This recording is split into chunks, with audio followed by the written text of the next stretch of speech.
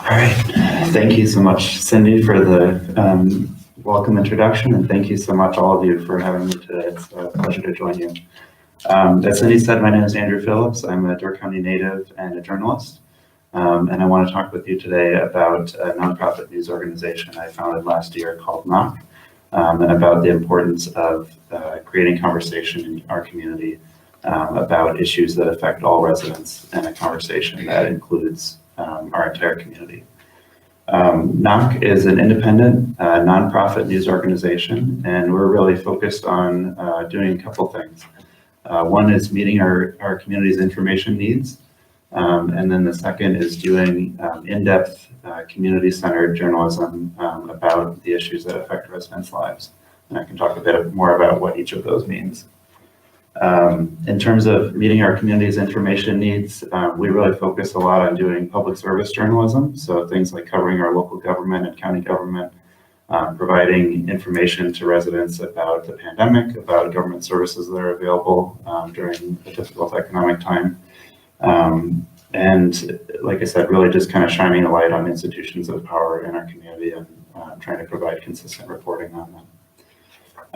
We also are focused on doing in-depth reporting on some serious issues in the county that I want to touch on that I've seen a lot in my experience here through friends and just connections in the county, and I'm sure a lot of us have experienced or know people who have experienced as well. One thing that I don't think I think people are aware of, but is not always part of the sort of conversation about Door County, is poverty and economic struggles.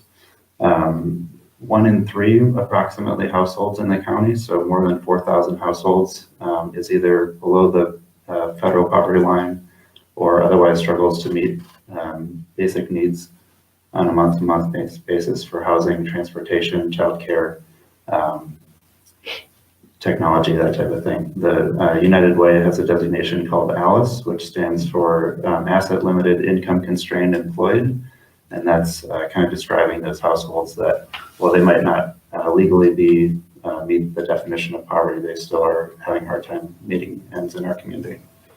And that's really true across all types of households, including seniors, including families with children, including single or cohabitating households. I think there's a bit of a conversation in the community about affordable housing and housing generally, but my perception is that that's generally portrayed as an issue for businesses, or kind of limited to seasonal employees needing housing for those folks. But I think it extends pretty well beyond that. The county conducted a report a couple of years ago that found there was a shortage of 470 apartment units in the community. And that really goes beyond seasonal workers. I can't tell you how many people I know up here who struggle to find an available and affordable place to live, and often end up moving every 6 months, because some places are available in the summer, some places are available in the winter, but there's not a lot of housing available year round.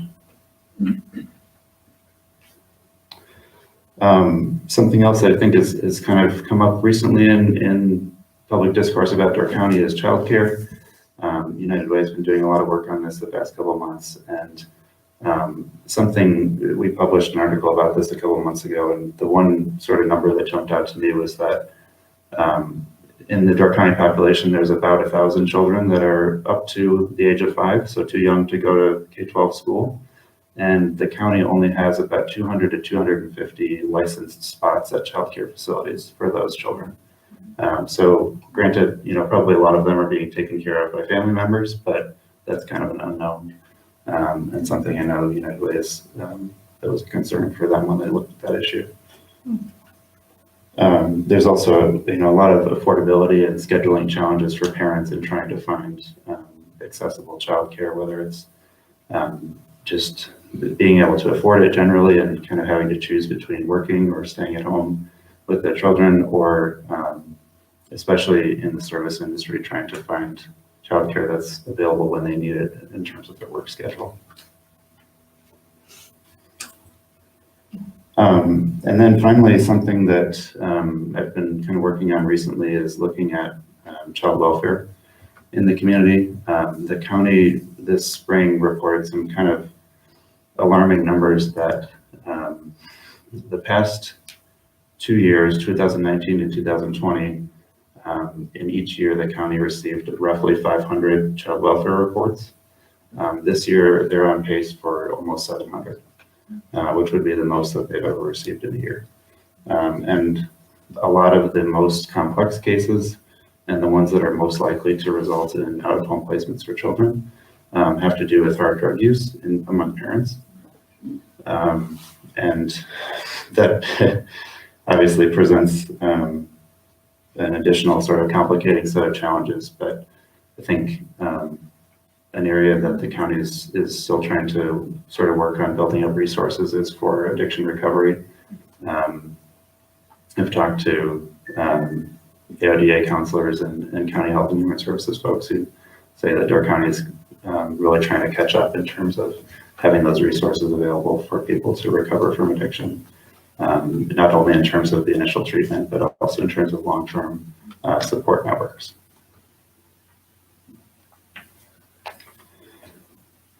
So I bring these up and not to be, a downer or to, sort of make Door County look bad or focus on bad news, but because I think that's important for all of us individually and for us as a community to see our community realistically so that we can then begin to focus on these challenges and decide how we want to move forward with them. I think we spend a lot of time as a community taking care of other people who are visitors here and really presenting sort of a good face to the world. But I think there's a need for us to focus on taking care of ourselves as well. And really, like I said, seeing our community realistically. I do want to touch a bit too on the nonprofit news organization model that we follow at NOC. It's really an exciting one and one that's growing around the country. We are members of a trade organization called the Institute for Nonprofit News that has more than 300 members around the country and is experiencing its fastest rate of growth right now than it has since 2008. So that model is, like I said, nonprofit, donor-funded, reader-funded, and really focused on public service journalism and the idea of news as a public good rather than something to be profited off of.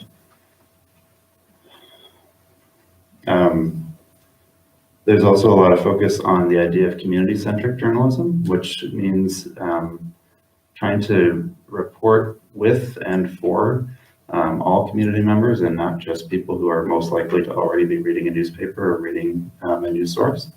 And so there's particular focus on reporting for and with underserved communities, including people of color, immigrants, and working class residents. And that's something that we're really trying to follow here as well. And finally, kind of the last piece with that is we really want this to be sort of a two-way street of communication, between journalists and the community. It's not sort of a top-down model where journalists are sort of deciding what the issues are and reporting on them. We want to have a two-way conversation with community members about what they're experiencing and what issues that they think need to be reported on. There's some really inspiring examples of other nonprofit news organizations doing this in creative ways. There's a organization in Madison called Wisconsin Watch, and they have created a text message based news service in Milwaukee, actually called News 414, where they will text out stories containing sort of basic information about the pandemic, maybe how to get COVID tested, something like that. And then readers can actually respond and ask questions, and reporters can then sort of take that question to inform what the next story is going to be, or answer it directly if they have the answer already. So that's a model that I'm excited about trying to follow here as well. And I think really a way that's particularly relevant in our county where not everybody has great internet access, so texting might be a good way to get the news if you can't get online easily. So, but on that note, I do want to kind of open this up for questions. And like I said, I really would like this to be kind of a two-way conversation between journalists and the community. So I can start that here, and I'm curious to hear any questions that anybody has or issues that we should be covering.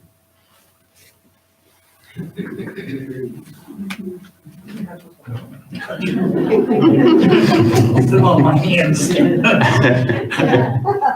How do you get access to your news?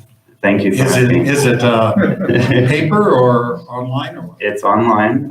We do have an email newsletter. I have a pad here that I can pass around. If people want to write down their email addresses, you'll get the stories sent to you directly. But the website is doorcountyknock.org. Yeah, so it is online, yeah, through email newsletter as well. Thank you for asking. Knox is spelled how? Knock. It's a play on Door County.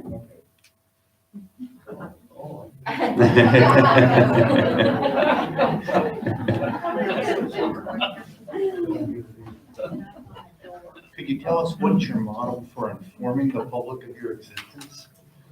Sure. Yeah, no, I appreciate that question. This is part of it. Going around and speaking to churches and community organizations, that's something that I'm kind of just starting to do, but I want to continue to do through the summer and the fall and into next year. And then trying to do outreach, kind of leaving behind printed materials at coffee shops, businesses, that type of thing, as well as advertising online and through other media to get our name out that way. And how are you supporting your business? Through donations. So we're kind of just starting to build that aspect of it up, but the model that we try to follow is a mix of grant funding, some large donors, and then really the sort of stabilizing base of funding is reader donations. So just everyday readers who are able to pitch in $5 or $10 a month. And that's really kind of like a stabilizing aspect of the budgeting.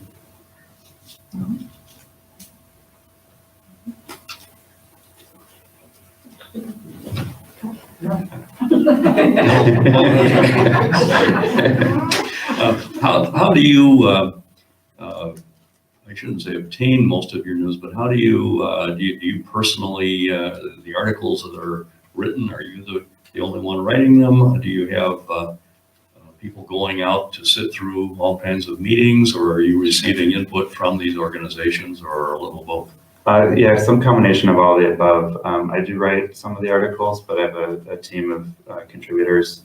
Everybody's on a volunteer basis at this point, but journalists that are willing to either sit through meetings, that type of story like you mentioned, or a lot of what we focus on tends to be kind of more longer term feature type stories where we're focusing on a particular organization or an issue and trying to take kind of a wide angle lens on it. But yeah, last year did a lot of meeting coverage of the county board when there was discussion about whether there would be a mask mandate in the county. Tend to follow a lot of the county health and human services board meetings because that relates to a lot of the issues that we're talking about here. So yeah, it's a mix of the above, but it's still some need in terms of reporting, but more and more staff of contributors and focusing more on being an executive director and editor rather than a reporter. Yeah, it seems that you're defining community as just the county. And I have a particular personal interest in some of the democracy issues that are going on at the state level. Sure. And I'm wondering if you ever expand to outside the community, or is it just totally Door County? Yeah, no, I appreciate the question. It is pretty focused on Door County. I think we would maybe do some state coverage to the extent that it's pretty specifically related to Door County, but I think for the most part, we leave that to statewide news organizations, the Journal Sentinel, Wisconsin Watch, Wisconsin State Journal, that type of organization. But I appreciate the point about community too. I think in terms of, the stories that we're covering, it's mostly related to Door County specifically, but in terms of people who might be interested in the county or be interested in this publication, we want to expand that to anyone who cares about Door County, whether they live here or not. So we're assuming that if we put our names on this list, we will be added to your mailing list. If you would like to be, yeah. Well, I think that's the general assumption, that if our names are going on, we'd like to be added. Yep. Then I would like to give a warning to the people who do that. If you find his emails compelling and you forward it to somebody, please ask them not to delete, because if they delete, they take you off the email list. Oh, And sure. Climate Change Coalition has learned this. So just really be careful, because if you want to continue getting them, then you need to write a small note. Please don't. Don't unsubscribe me. Yes, I appreciate that. Thank you. So, Do you have any figures for your circulation at the moment? I don't off the top of my head, and like I said, it's online, so it tends to be more email based or social media based rather than a sort of traditional newspaper circulation figure. But we're continuing to try to grow that. I'll say that.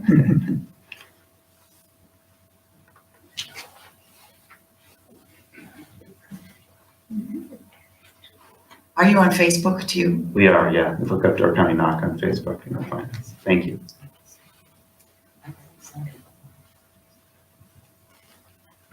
As far as the email goes, if I read what the email that you send out weekly or however often it is, and then I'm done with it, I delete it, I'm off your mailing list, I'm confused about that. No, I think what Mary's referring to is there's a link at the bottom of the email where you can click unsubscribe to no longer get them. So if you forward the email to somebody else and they click on that link, it will take you off. But if you just delete the email, it won't. It shouldn't do anything. Good clarification. Yes.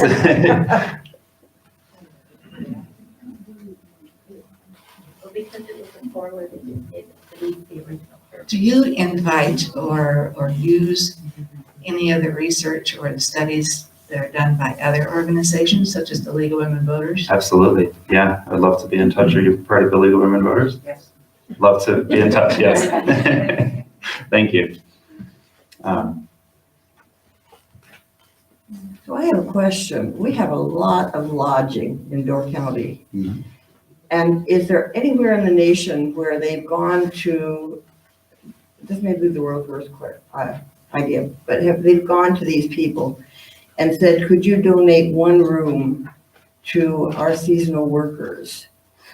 Which is kind of an in-kind gift as opposed to a cash gift, Sure. but kind of spreads out the burden and moves it around the county too. Right. I don't know. That's a good question. I have to look into that. We certainly have enough lodging. Other questions? And I'll just add applications about the publication. I'd also love to hear any questions about or suggestions about things to cover. Or It just occurred to me, have you had any contact with the legislators from this area? not super recently. Did some interviews last fall in the run-up to the elections about their positions on some of the issues, but yeah, not within the past few months.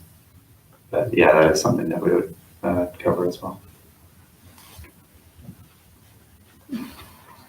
I just would like, excuse me, to mention that climate change is the largest problem Yeah. that we all face for our children, our grandchildren. And I think it's essential that organizations like yours put this at the top of their list and begin to create suggestions for individuals, families, government, not-for-profits.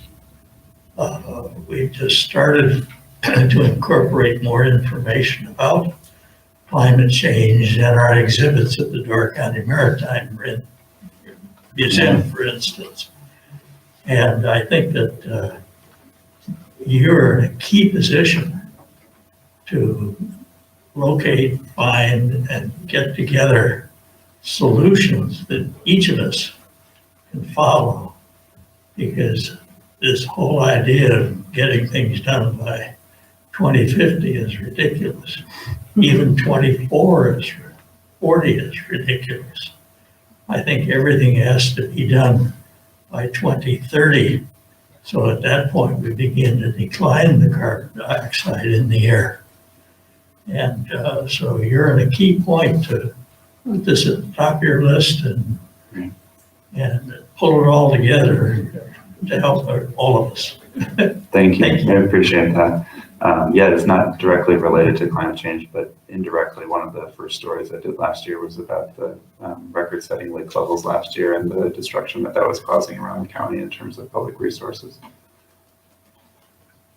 So, thank you.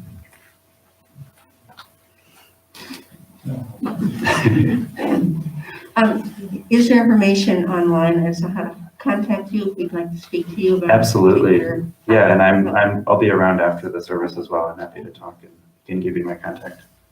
Thank you.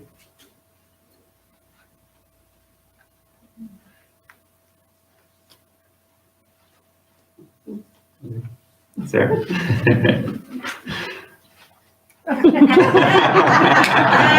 Even the administrator can't touch the microphone. I just want to say, don't be a stranger. You are talking to the right group here, and we have a very active social justice committee, and what you're doing is incredible, so don't be a stranger. Thank you very much. I appreciate it. Thank you again for having me.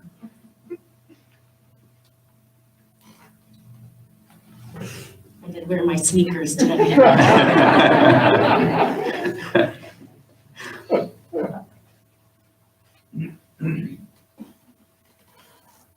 Does your organization have nonprofit status? Yes, thank you for asking. Yes, thanks to Alan. We do have 501c3 status, so all donations are tax deductible. Is this your full-time job? And if not, what's your day job? Thanks for asking. Not yet, but no, my day job is I work as a computer programmer at a software company based in Sturgeon Bay.